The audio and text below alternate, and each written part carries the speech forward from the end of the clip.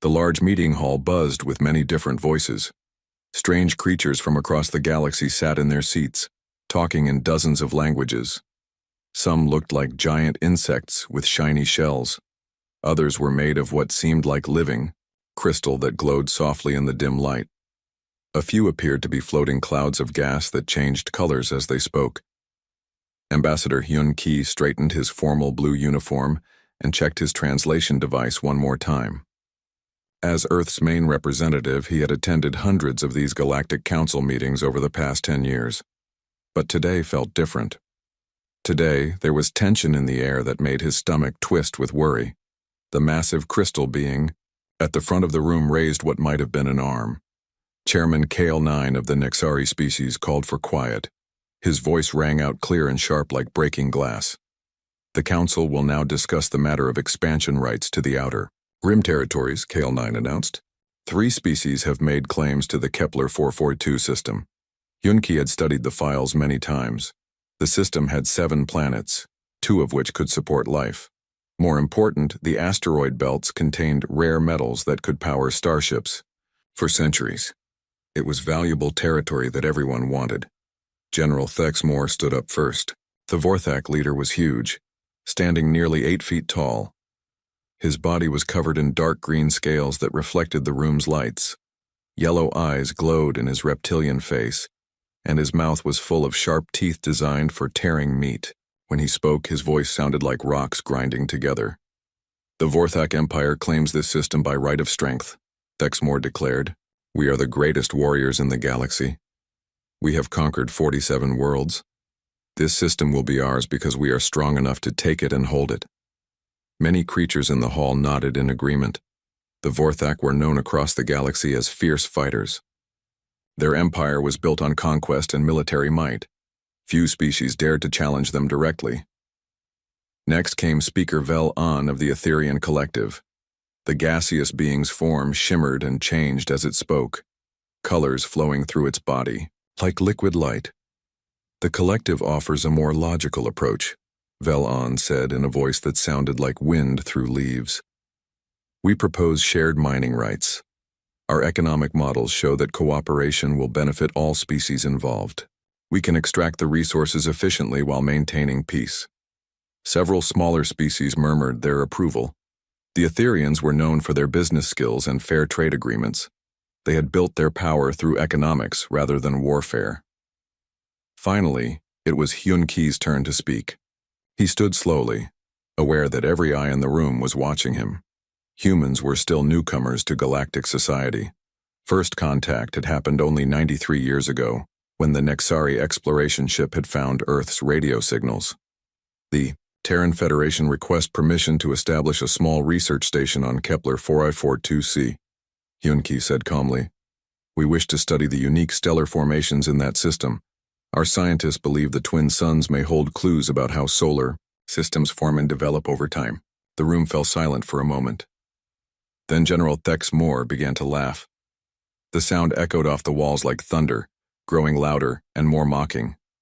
The primates want to play with the adults, Thexmore sneered, showing all his sharp teeth. Perhaps they should return to their single little world and leave galactic affairs to those who have evolved enough to handle them. Many creatures in the hall made sounds that might have been laughter in their own languages. Hyun-Ki felt his face grow hot with embarrassment and anger, but he kept his expression calm. He had learned long ago that showing emotion in these meetings was seen as weakness. The Terran Federation has been a peaceful member of this council. For nearly a century, Hyun-Ki replied steadily. We have contributed to medical research that has saved millions of lives across dozens of species. Our agricultural techniques have helped feed the hungry on 30 worlds. We ask only for the chance to continue learning and helping. Thexmore's laughter grew even louder. Helping? You mean hiding behind stronger species while you play with your toys and pretend to be important? Real power comes from strength. Human. Something your soft species will never understand. That was when Elder Zeph Prime spoke. The ancient Caridian sat in a floating chair that hovered 3 feet off the ground. His species was old beyond imagination. The Caridians had been exploring space when most other species were still learning to make fire. Zeph Prime himself was over 10,000 years old, and his four blue eyes had seen the rise and fall of entire civilizations. "There is an old rule, General," Zeph Prime said in a voice that carried the weight of ages. "The oldest rule in our recorded galactic history. Perhaps you have forgotten it in your arrogance." The room became completely silent. Even the constant humming of the translation devices seemed to quiet down. When the elder spoke, everyone listened. "What rule?" Thexmore demanded, but his voice was not as confident as before. Zeph Prime's four eyes focused on the Vorthak general with an intensity that made several nearby creatures move away. "Do not anger the humans." The words hung in the air like a physical thing. Hyun-Ki felt his heart skip a beat. He had never heard of any such rule. In all his years of studying galactic history, he had found no mention of it. Thexmore's laugh returned, but it sounded nervous now. "Superstitious nonsense from a bygone age, Elder. These soft creatures pose no threat to anyone. Look at them. They have barely left their homeworld. They bring no weapons to our meetings. They speak of peace and cooperation while real species build empires." Nam Jun, the chief scientist in Hyun-Ki's delegation, leaned forward in his seat. He was young for such an important position, only 35 years old, but his knowledge of ancient galactic texts was impressive. Beside him, Dr. Sora, their xenobiologist, was taking careful notes on her datapad. "Elder," Nam Jun said respectfully, "could you tell us more about this rule? We have found no record of it in the historical databases we've been given access to." Zeph Prime's expression grew even more serious. "The rule exists because it had to be created, young human. It was written in blood and burned into the memory of every species that survived to tell the tale." "You speak in riddles," Thexmore said dismissively. "If humans were dangerous, we would know it by now. They have been in the galaxy for nearly a century. And what have they done? Built hospitals, grown food, studied stars and rocks like children playing with pretty stones." The elder's voice dropped to almost a whisper, but somehow everyone in the hall could hear it perfectly. "That is exactly why the rule exists, General. The humans are dangerous precisely because they do not seem dangerous. They are patient, they are careful, they watch and learn and remember everything. And when they finally act..." Zeph Prime paused, his ancient eyes looking at something far away, as if seeing events from long ago. "When they finally act, worlds burn." Thexmore stood up abruptly, his chair scraping against the floor. "Enough of this superstitious nonsense. The Vorthak Empire will take what is ours by right of strength. If the humans want to get in our way, they are welcome to try." He turned and marched toward the exit, his heavy footsteps echoing in the silent hall. At the doorway, he paused and looked back. "The Kepler system will be ours within the month," he declared. "Any species that interferes will learn what real power looks like." As the doors closed behind him, Elder Zeph Prime slowly shook his ancient head. "Fool," he whispered. "He has no idea what he has just started." Captain Jinwoo stood on the bridge of the research ship Soul's Dream, watching the scanner displays with growing concern. 3 large red dots were moving toward them through space, getting closer every minute. The dots represented Vorthak, warships, each one 10 times larger than his small research vessel. "How long until they reach us?" he asked his navigation officer. "About 20 minutes at their current speed, Captain," replied Lieutenant Hanul from her station. She was young, only 26, and this was her first mission outside Earth's solar system. Her hands shook slightly as she worked her controls. Jin Woo looked around his bridge at the crew he had served with for 3 years. They were scientists, not soldiers. Mi Young, his communications officer, was an expert in alien languages. Tai Min, the chief engineer, knew how to fix broken equipment and keep the engines running. Dong Hyun, their security chief, had basic combat training, but his job was usually to stop fights in the cafeteria, not battle alien warships. The Soul's Dream was built for exploration, not fighting. It had mining lasers for collecting rock samples and energy shields to protect against space debris. Against real weapons, it would be like using an umbrella to stop bullets. "Sir," Mi Young called from her station, "the lead ship is sending us a message." Put it on the main screen, Jinwoo ordered. The bridge's main display flickered, then showed the face of General Thexmore. His yellow eyes glowed with cruel satisfaction, and his mouth was pulled back to show rows of sharp teeth. Human vessel, Thexmore said in his grinding voice. You will leave this system immediately. Your pathetic species has no claim here. Jinwoo stepped forward, trying to keep his voice steady despite the fear growing in his chest. General, we have legal permission from the Galactic Council to establish a research station here. We're not looking for conflict. We just want to study the stars. Conflict? Thexmore's laugh was like breaking glass. There can be no conflict between a warrior race and pets. You will leave now, or you will die. The choice is yours. The screen went black. For a moment, the bridge was completely quiet except for the soft humming of the ship's engines. Then Dong-hyun broke the silence. Captain, should we send a message to Earth Command? Do it, Jinwoo ordered. Emergency priority. Tell them we're about to come under attack by Vorthak forces. Mi-young's fingers flew over her controls. Message sent, Captain. It will take 6 hours to reach Earth at this distance. 6 hours, Jinwoo repeated quietly. In 6 hours, this would all be over, one way or another. Dr. Yoon-ji, the team's geology expert, spoke up from the science station. Captain, what if we just leave? The system isn't worth dying for. Before Jinwoo could answer, the ship suddenly shook violently. Sparks flew from several control panels, and the lights flickered. They're firing on us, Tae-min shouted from the engineering station. Shields are down to 60%. Return fire with the mining lasers, Jinwoo ordered. Sir, those are just tools for cutting rock, Dong-hyun protested. They won't even scratch their hull armor. Fire anyway, Jinwoo said grimly. If we're going to die, let's at least make them remember we were here. The Soul's dreamed small. Lasers lanced out toward the Vorthak ships. The beams struck the lead vessel's shields and scattered harmlessly into space like light hitting a mirror. Another barrage of enemy fire slammed into their ship.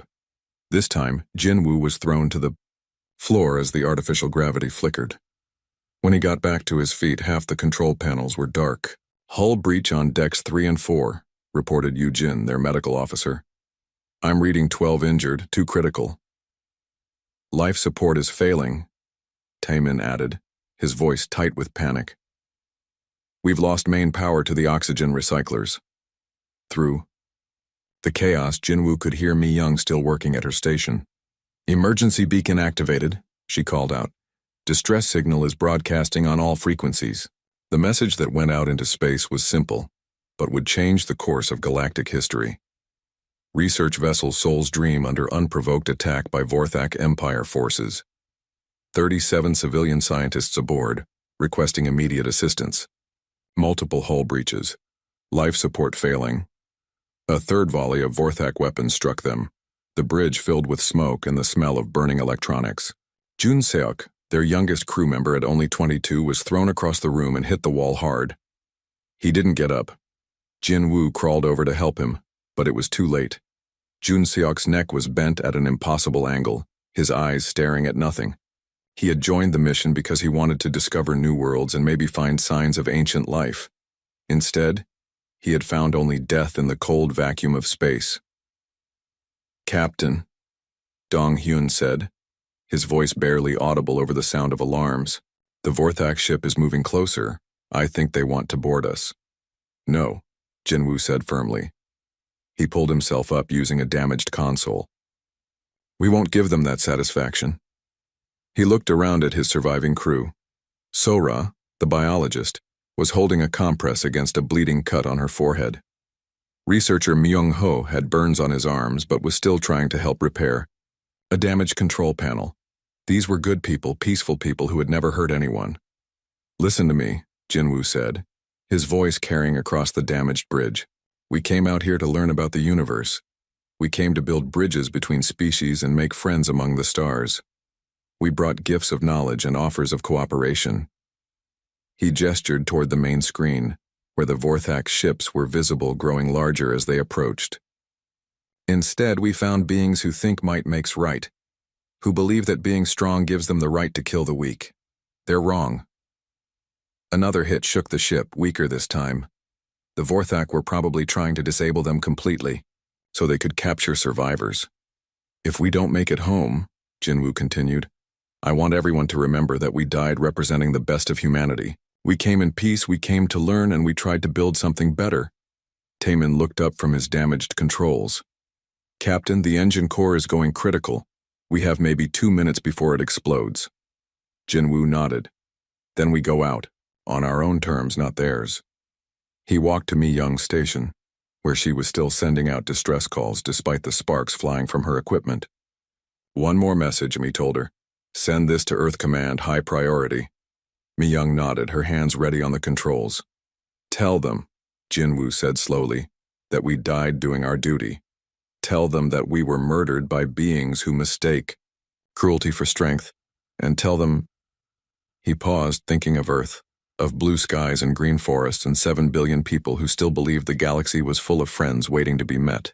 Tell them that the soul's dream is gone, but the dream itself must not die with us. The final Vorthak torpedo struck them directly in the engine section. Jinwoo felt the ship breaking apart around him, felt the artificial gravity fail as they began to spin helplessly through space. The last thing he saw before the bridge windows cracked and the cold of space rushed in was the face of General Thex Moore on a communication screen, smiling with satisfaction. 37 human beings died that day in the Kepler 442 system. They were teachers and students, scientists and explorers, dreamers who had reached for the stars and found only violence. What General Thex Moore didn't understand as he watched the soul's dream break apart was that he had just made the greatest mistake in galactic history. He thought he was destroying a small research ship and its crew of harmless scientists. Instead, he had just declared war on a species that had spent millions of years learning how to turn peaceful tools into deadly weapons when survival was at stake. A species that had crawled out of caves and conquered their entire world, not through superior strength but through superior thinking, superior planning, and superior cooperation. He had awakened something that had been sleeping quietly in the depths of space, something that preferred to explore and learn but was perfectly capable of other things when pushed too far. He had killed humans. And now, the humans would respond. The message reached Earth's military headquarters 6 hours after the soul's dream died. Admiral Chung-ho stood in the war room deep beneath the Korean peninsula, surrounded by holographic displays that showed every human ship in the galaxy. The desperate final transmission from Captain Jinwoo played for the 7th time. Research vessel Soul's Dream under unprovoked attack. 37 civilian scientists aboard, requesting immediate assistance. Chung-ho was a small man, barely 5.5 feet tall, with graying hair and gentle eyes that had spent 40 years looking at the stars with wonder. Those same eyes now held something that would have terrified anyone who truly understood what they were seeing. Sir, said Colonel Subin, his chief of staff, the Galactic Council is demanding we respond through proper diplomatic channels. They want us to file a formal complaint and wait for their investigation. Chang-ho turned to look at her. Subin had worked with him for 10 years. But she had never seen this expression on his face before. It was the look of someone who had just watched everything he believed in die in the cold vacuum of space. Colonel, Chang-ho said quietly, 37 of our people died today because someone decided we weren't dangerous enough to respect. That assumption dies with them. He walked to the main communications console where Captain Hai Wan was monitoring transmissions from across human space. Captain, send Code 7 to all fleet commanders, Chang-ho ordered. Hai Wan's fingers froze over her controls. Code 7 had never been used before. It had been created 50 years ago as a theoretical possibility, but no one ever thought it would be needed. Sir, she said carefully, Code 7 authorizes the conversion of all civilian ships to military purposes. Are you sure? Send it, Chang-ho confirmed. Within minutes, the coded transmission reached every human vessel in the galaxy. The cargo, ship Busan Express, carrying farming equipment to a colony world, received new orders to dump its cargo and report to the nearest military depot for weapons installation. The passenger liner Incheon Paradise was told to evacuate its 2,000 tourists and prepare to carry Marines instead. The research vessel Gwangju Explorer sister ship to the destroyed soul's dream, received the most shocking orders of all. Dr. Wu Jin, its captain, read the message 3 times before he believed it. Convert all mining and drilling equipment to weapons configuration. Report to Sector 7 for combat assignment. Estimated time to weapon conversion: 6 hours. They want us to turn our rock cutters into guns? Asked his science officer, Dr. Ge Young. That's exactly what they want, Wu Jin replied grimly. And judging by these technical specifications they've sent us, they've been planning how to do it for a very long time. On the military base on Mars, Colonel Myung-soo gathered his officers in the briefing room. The 5th Terran Marine Division was humanity's most elite fighting force, but they had spent the last 20 years training for theoretical conflicts that everyone hoped would never happen. Gentlemen and ladies, Myung-soo began. As of 6 hours ago, we are at war. Major Jae-sung, his second-in-command, raised his hand. Sir, the Galactic Council has rules about warfare between member species. Shouldn't we wait for their decision? Myung-soo's smile was cold enough to freeze space. Major, the Galactic Council's rules didn't protect 37 innocent people who went to study stars and got murdered instead. We tried their way for 100 years. Now we try our way.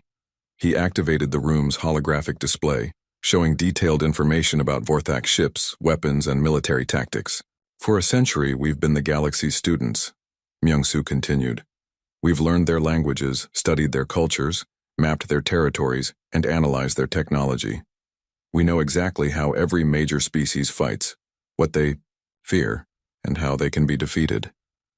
Lieutenant Colonel Acha looked at the tactical data scrolling past. Sir, this intelligence is incredibly detailed. How long have we been gathering this information? Since first contact, Myung-soo replied. Every diplomatic mission has been collecting military intelligence. Every trade agreement has been mapping supply lines. Every cultural exchange has been identifying strategic weaknesses. He pointed to a section of the display showing Vorthak ship designs. We know their hull armor is strongest at the front and weakest near the engines. We know their weapons take 12 seconds to recharge between shots. We know their commanders are trained to fight in straight lines because they believe it shows courage. The room was silent as the implications sank in. Humanity had been preparing for war while pretending to seek peace. On the Vorthak homeworld of Morthak, General Thexmore was receiving reports from his intelligence officers. Sub-Commander Vextal seemed unusually nervous as he delivered the latest information. General, our long-range sensors are detecting unusual movement in human space. Multiple ships are changing course toward our territory. Thexmore barely looked up from his meal of raw meat. How many ships? Difficult to determine, sir. At least 50, possibly more. 50? Thexmore laughed, showing his sharp teeth. The entire human fleet is maybe 200 vessels, and most of those are cargo haulers and passenger ships.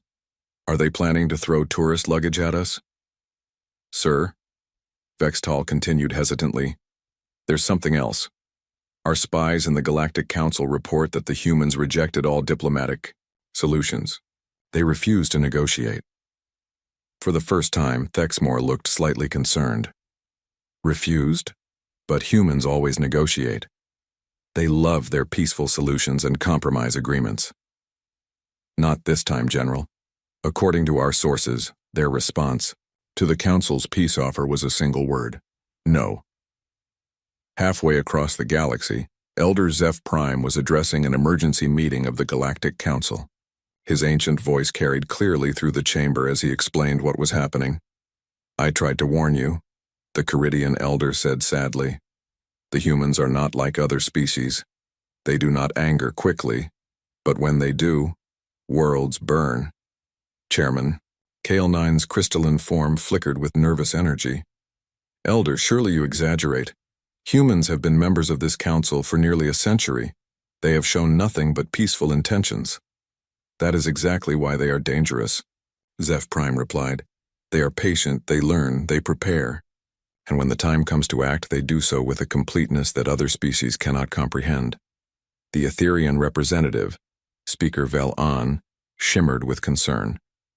What do you mean by completeness, Elder? Zeph Prime's 4 eyes fixed on the gaseous being. Most species fight until they achieve their immediate goals, then stop. Humans fight until the problem can never threaten them again. They do not seek victory, they seek permanent solutions. Back on Earth, Admiral Chang Ho was reviewing the final fleet reports. In less than 12 hours, humanity had transformed from a peaceful exploration society into a military force unlike anything the galaxy had ever seen. "Status report," he ordered. Colonel Subin consulted her datapad. 237 ships ready for combat operations, Admiral. All civilian vessels have been successfully converted to military configuration. And the special weapons? Loaded and ready, sir. Dr. Seok Jin's research into alien biology has been weaponized according to your specifications. Chang Ho nodded grimly. Dr. Seok Jin had spent 30 years studying the physiology of different alien species, learning how their bodies worked and what kept them healthy. That same knowledge could be used in reverse, to find the most efficient ways to shut down their biological systems. The Vorthak nervous system is particularly vulnerable to high-frequency sonic attacks, Chang Ho mused. And their regenerative abilities can be disrupted by specific electromagnetic fields. He turned to face the main display, which showed the Vorthak Empire's territory marked in red. "Send one final message to General Thex Moore," Chang Ho ordered. Captain Hyawan prepared her communications array. "What should it say, Admiral?" Chang Ho thought for a moment about Captain Jinwoo and his crew, about 37 people who had died because they believed in the goodness of the universe. "Tell him that he killed our people. Tell him that he mocked our peaceful intentions. Tell him that he forgot the oldest rule in the galaxy." He paused, watching the red territory on the display that represented millions of Vorthak lives. "And tell him that today, he remembers why that rule exists." The message was transmitted across space at the speed of light, carrying with it the promise of retribution that would shake the foundations of galactic civilization. The age of human restraint was over. The galaxy was about to remember why Earth's apex predators had conquered an entire world, not through strength or speed, but through intelligence, cooperation, and the ability to never, ever give up. 3 weeks after the massacre of the Soul's Dream, the largest fleet in galactic history emerged from hyperspace at the edge of the Morthak system. What appeared was not the small revenge force that General Thex Moore had expected, but a wall of metal and fury that stretched across space like a mechanical storm cloud. 243 human ships hung in formation, their hulls dark against the stars. At their center was the flagship Indomitable Soul, a massive battlecruiser that had been built in secret over 50 years of careful planning. It was humanity's insurance policy against exactly this kind of situation. Admiral Chang Ho stood on the bridge of his flagship, watching the tactical displays with calm satisfaction. Around him, his senior officers worked with quiet efficiency. Fleet Captain Sung Ho coordinated ship movements while Intelligence Commander Gae Young analyzed Vorthak defensive positions. "Admiral," announced Communications Officer Dae Hyun, "the Galactic Council is demanding immediate withdrawal. They're calling this an unprecedented escalation and threatening to expel us from the Council." Chang Ho didn't look away from the tactical display showing Vorthak fleet positions around their homeworld. "Send a reply to the Council," he said, calmly. "Tell them we tried their way for a century. Today they learn our way." The message that went out across the galaxy was simple and direct. The human fleet will remain in position until the Vorthak Empire surrenders those responsible for the massacre of the Soul's Dream and pays appropriate reparations. We did not start this war, but we will finish it. On the surface of Morthak, General Thex Moore stared at the display screens in his command center with growing disbelief. His intelligence officers were reporting numbers that seemed impossible. 243 ships, he repeated. That's their entire fleet and then some. How did they build so many vessels without anyone noticing? Defense Marshal Cray Tor consulted his reports nervously. "General, our analysis suggests these aren't converted civilian ships. These appear to be purpose-built warships. The humans have been constructing a secret navy for decades." Thex Moore felt the first cold touch of real fear. "How is that possible? Our spies report no major shipyards in human space." We believe they built them in the outer systems far from normal trade routes, Krator replied. Sir, there's something else. Our deep space sensors are detecting energy signatures unlike anything in our databases. Their weapons technology appears to be completely unknown. The answer to how this was possible came from an unexpected source. Elder Zeph Prime's ancient voice echoed through an emergency transmission broadcast to every leader in the galaxy. I tried to warn you all, the Caridian elder said sadly. The humans have patience beyond your understanding. For 100 years they have watched and learned.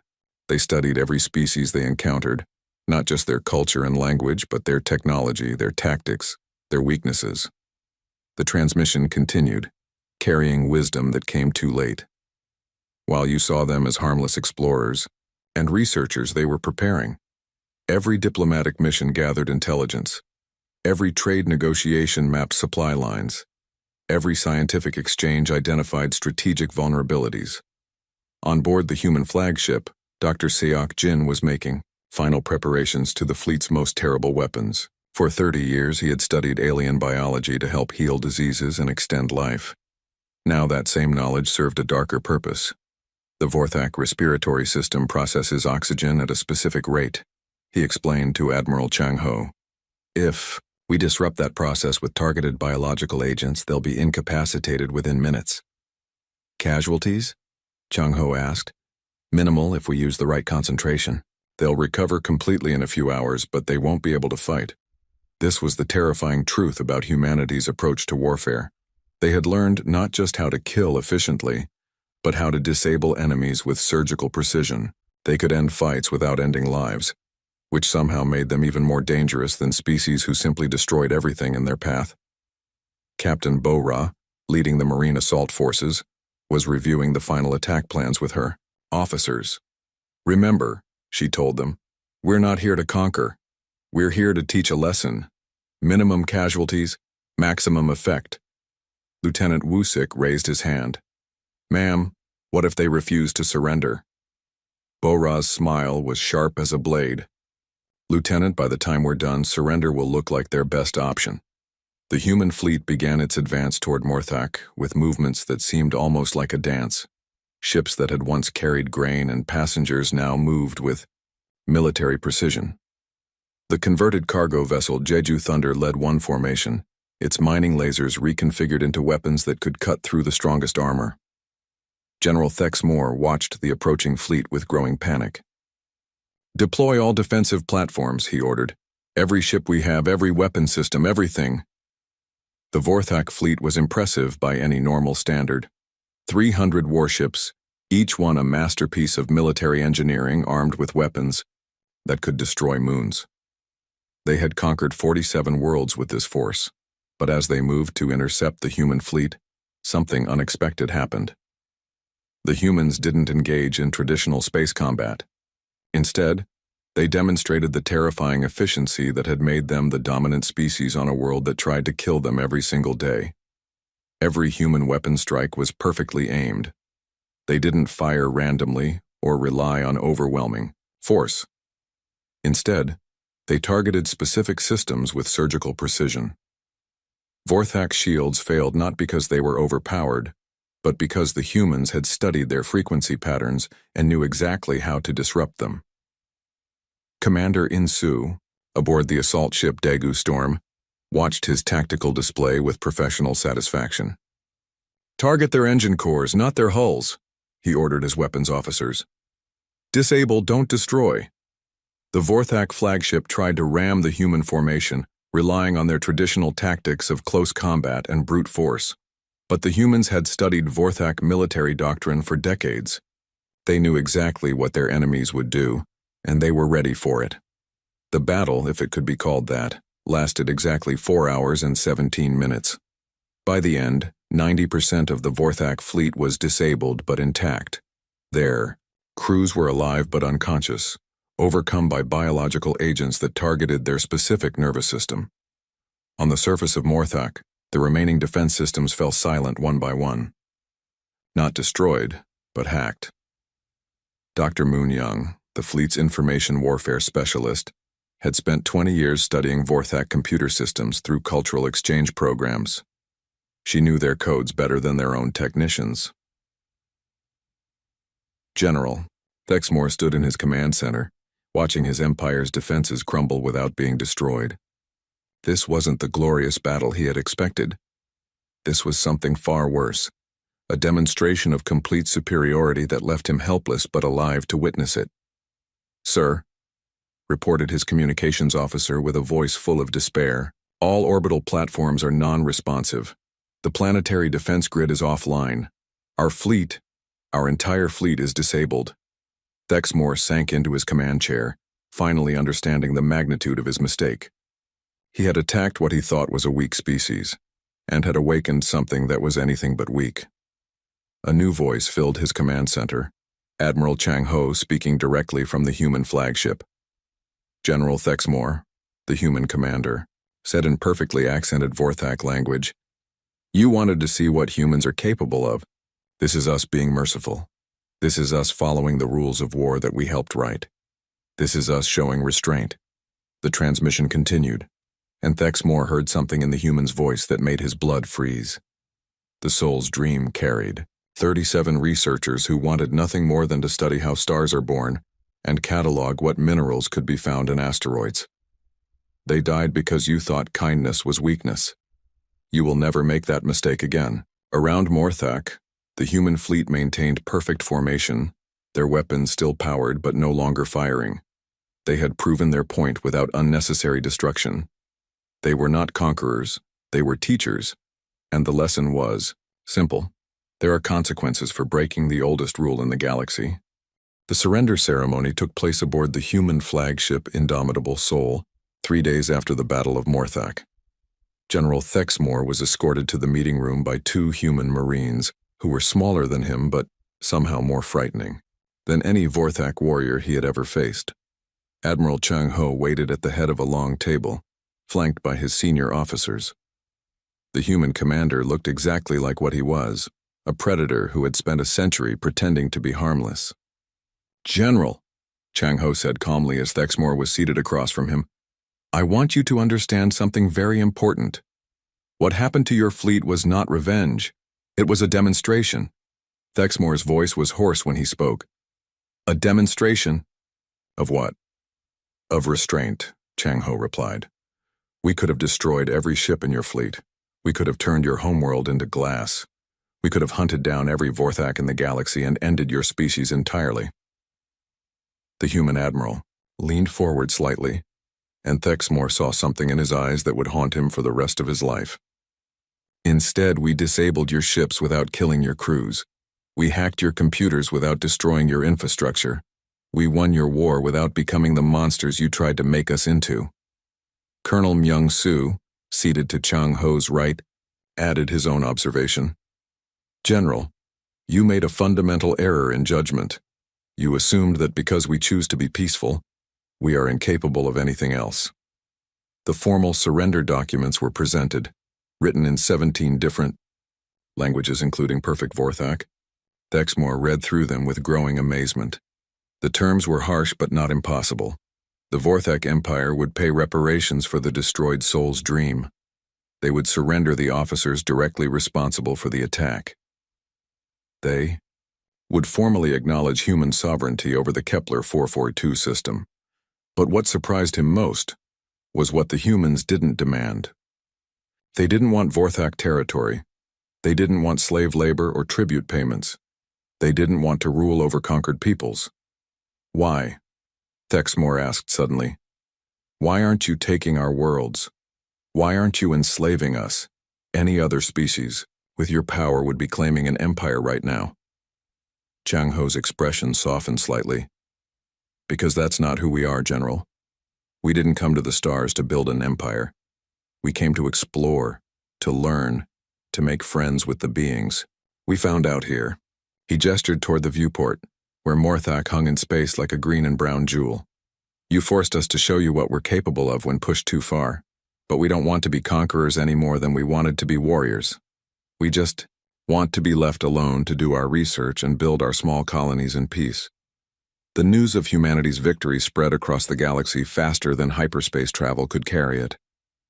On 1,000 different worlds, in 1,000,000 different languages, the same story was told. The peaceful humans had revealed their true nature, and it was terrifying.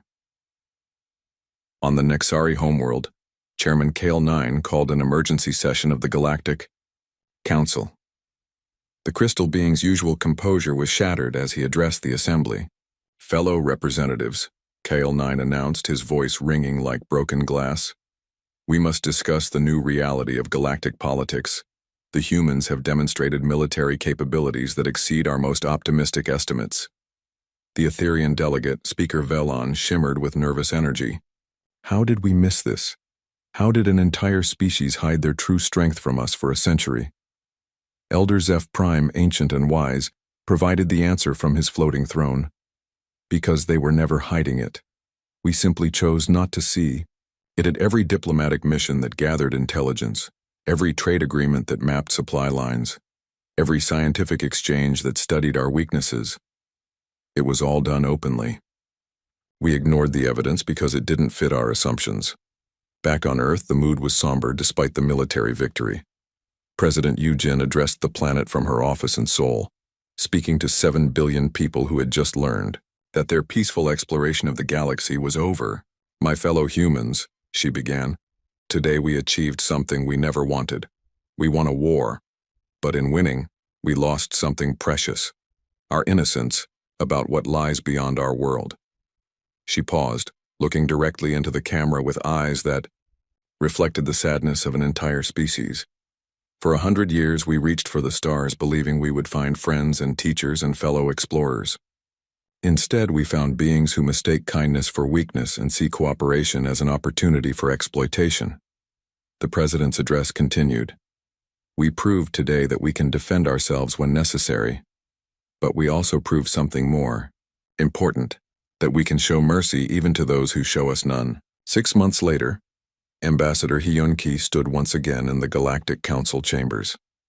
But this time, when he spoke, the hall fell into complete silence. The other representatives listened with the attention that only comes from genuine respect, mixed with genuine fear. "The Terran Federation wishes to establish 3 new research colonies in the Outer Rim territories," Hyun-ki announced calmly. "We also request permission to expand our xenobiology research program to include 5 additional species." Not a single voice was raised in objection. General Thexmore, now stripped of rank and awaiting trial for war crimes, was imprisoned on a neutral station where he had time to think about his mistakes. His cell had a small viewport that showed the stars, and he often found himself staring out at them, wondering which ones now sheltered human colonies.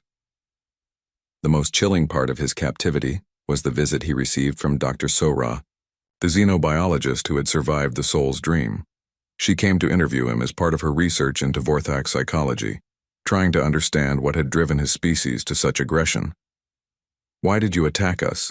she asked simply, sitting across from him in the small interview room. Thexmore looked at this small human female who had watched her friends die because of his orders. "Because I thought you were weak," he admitted. "And now?"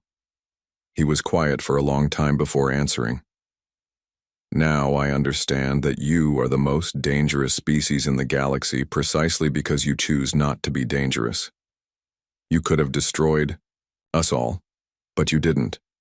That choice is what makes you truly terrifying." Dr. Sora made notes on her datapad. "The galaxy is safer now because everyone understands what we're capable of, but it's also sadder because we can never go back to being the innocent explorers we were." She stood to leave, then paused at the door. "General," she said quietly, 37 good people died because you couldn't believe that a peaceful species might also be a powerful one. I hope their sacrifice teaches the galaxy a lesson that lasts for 1,000 generations." As the door closed behind her, Thexmore was left alone with the stars and the weight of his mistakes. Outside his window, a human research vessel passed by, its hull bearing the name Soul's Promise. It was heading toward the Outer Rim territories to continue the work that the Soul's dream had died trying to accomplish. The galaxy had learned its lesson. The oldest rule had been written in blood and fire across the Vorthak homeworld. Do not anger the humans. Not because they would destroy their enemies, but because they had the power to do so and chose mercy instead. That choice, that terrible restraint in the face of provocation, made them more frightening than any species that simply conquered and destroyed. The humans had proven they were apex predators who preferred to explore and learn, but who could become something else entirely when their hand was forced. And in the deep archives of 1,000 worlds, scribes wrote the same lesson in languages, both ancient and new. The humans are dangerous not because they are violent, but because they choose when to be violent. They are terrifying, not because they lack mercy, but because their mercy is a gift that can be withdrawn. The rule was remembered. The galaxy would never forget it again.